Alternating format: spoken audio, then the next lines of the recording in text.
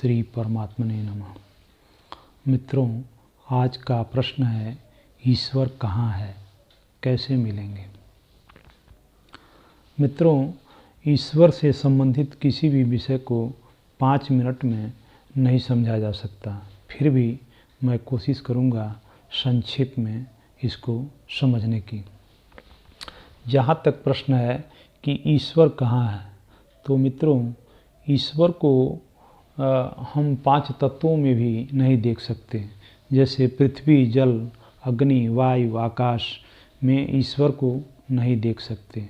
ईश्वर को इन नंगी आँखों से भी नहीं देखा जा सकता। तो प्रश्न ये है कि ईश्वर कहाँ है।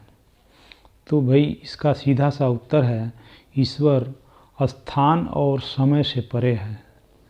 न तो विशिष्ट स्थान में देखा जा सकता है और न ही किसी विशेष कालखंड में। आप उत्तर सुनकर चौंक गए होंगे, पर यही सत्य है।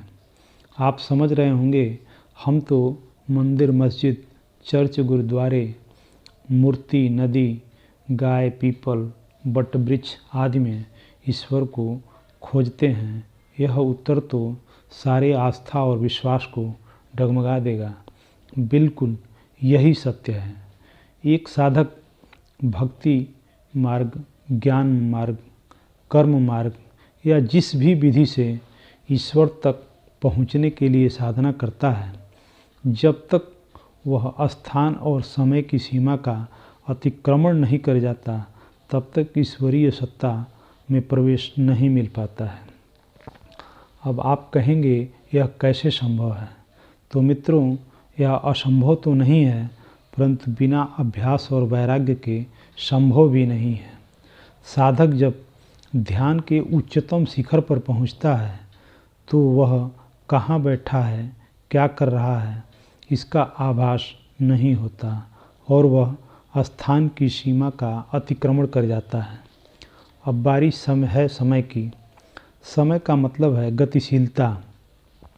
जब तक विचारों का आवागमन बना रहेगा, तब तक समय का आभास होता रहेगा। जैसे ही विचार रुक गए, साधक समय की सीमा का भी अतिक्रमण कर जाता है। यानी साधक की साधना जब चरम पर होती है, तो स्थान और समय दोनों का आभास नहीं होता। ऐसे समय में साधक समाधि में प्रवेश कर जाता है और ईश्वर के ऐश्वर्य का दर्शन कर पाता है। वह स्वयं ईश्वरमय हो जाता है।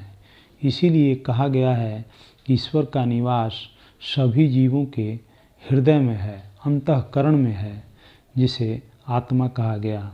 आत्म साक्षात्कार करने के लिए भी स्थान और समय की सीमा से परे जाना होगा, तभी ईश्वरानुभूति प्राप्त होगी।